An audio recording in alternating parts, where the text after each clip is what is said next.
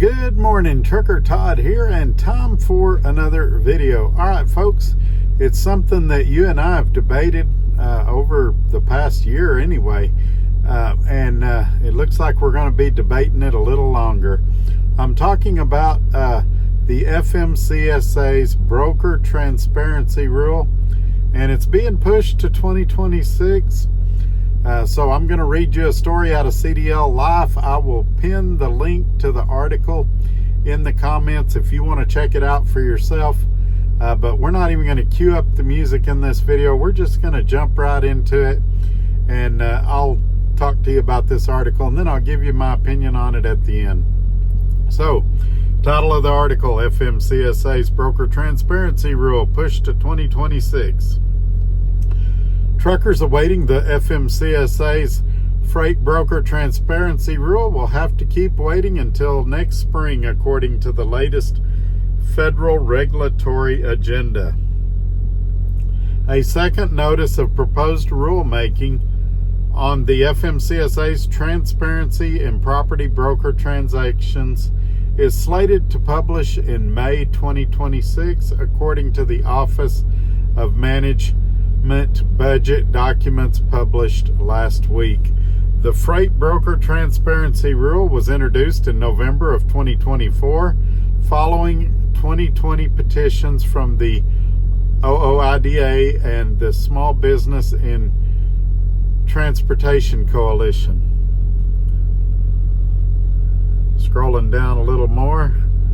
This is a statement from the FMCSA. It says, under current regulations, the parties to a brokered freight transaction have a right to review the broker's record of the transaction, which stakeholders often refer to as broker transparency. Contracts between brokers and motor carriers frequently contain waivers of this right.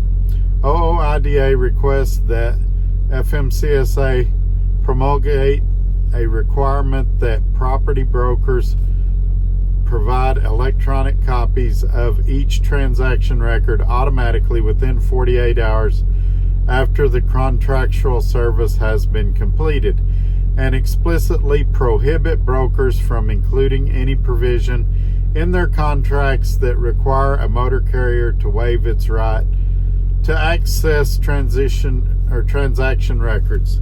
SCTC requested that the FMCSA prohibit brokers of property from coercing or requiring parties to broker transactions to waive their right to review the record of the transaction as a condition for doing business, and prohibit the use of clauses exempting the broker from having to comply with the transparency requirement. Though the proposed rule is responsive to the positions in reinforcing broker transparency requirement, the proposed provisions differ from those requested by OOIDA and SBTC.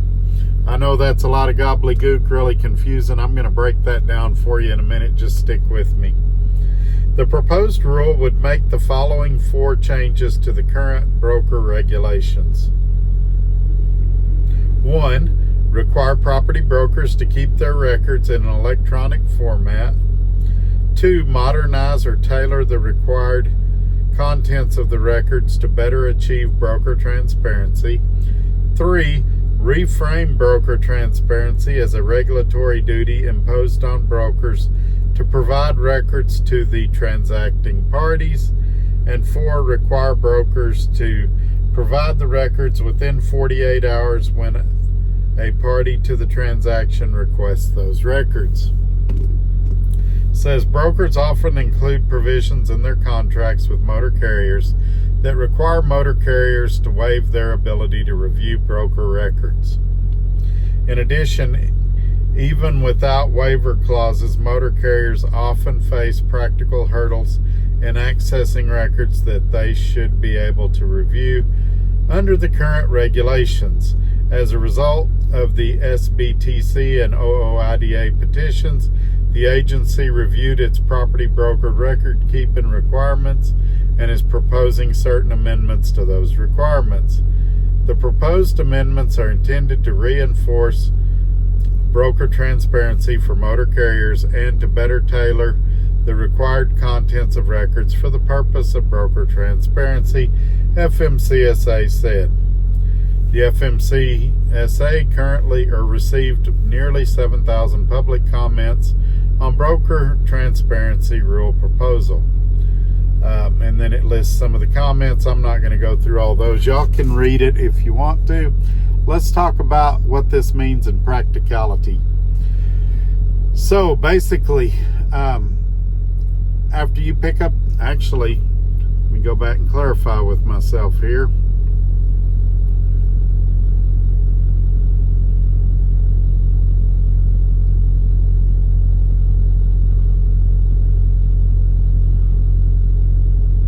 Yeah, so the big problem with this is perception.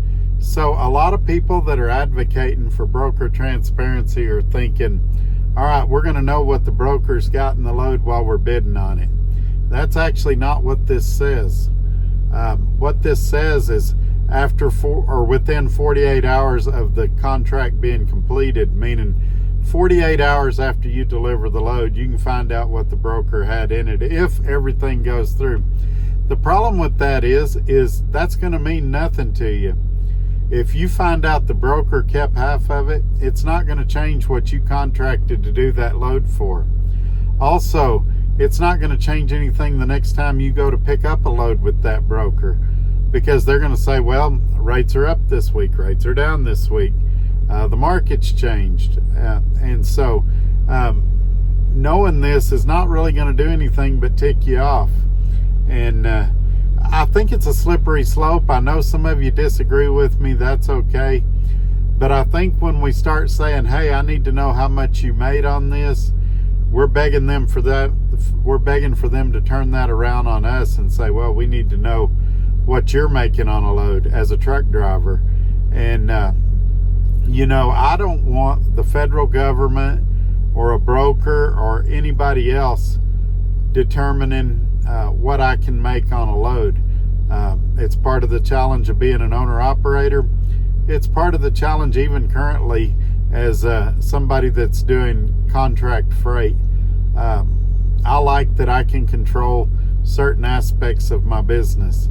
Now, no doubt about it, when I ran the spot market and negotiated rates, I had a lot more control over that, but I honestly didn't care what the broker made as long as I made what I needed to make. And I think we need to all quit being envious of each other and trying to figure out how much each person's making and who makes more than who. And we need to start thinking of this like a business. And, you know, finding out 48 hours after you've delivered a load what the broker made on that load really doesn't do you any good. It may satisfy a curiosity you have, but once you sign that rate con, you're locked in. And so, I mean, if you see a pattern there with one of the big brokers, the TQLs, the CH Robinsons, things like that, maybe next time you can say, hey, I know y'all are making 40% on these loads. And they may say, yeah, we're going to stick at that 40%. Somebody will haul this cheap freight. And again, I go back to what I've been saying all along.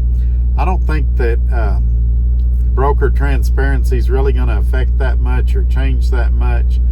I think people learning their numbers and knowing their value is going to change things a lot faster. Rates are not going to come up as long as you guys are willing to haul things for $1.30 a mile or $1.50 a mile. And so that's where we need to start. And we've got a lot of foreign influence right now that are coming in here. They're living 3 or 4 guys in a truck. They have no overhead, and they can pull those loads at that rate. They're not worried about DOT regulation or compliance or nothing like that. They're just worried about doing the load as cheap as they can. And it's hard for us as American citizens with mortgage payments, car payments, rent payments, healthcare, things like that to compete with people from third world countries that quite frankly can live a different lifestyle than what we're accustomed to. So I think we need to start there. Broker transparency, what people think it means and what it really means are two different things. And so we'll see what happens. I'm sure I'm going to get a lot of comments that I'm stupid, I don't know what I'm talking about, but you wait and see. And you're going to be waiting a while, because now they've moved it to May 2026, which makes me think they're looking for ways to take the teeth out of it. And when it's all said and done, it's probably going to be much ado about nothing. But I want to thank everybody for watching. Hope you have a great week. We'll catch you on the next video. Y'all take care. Bye-bye.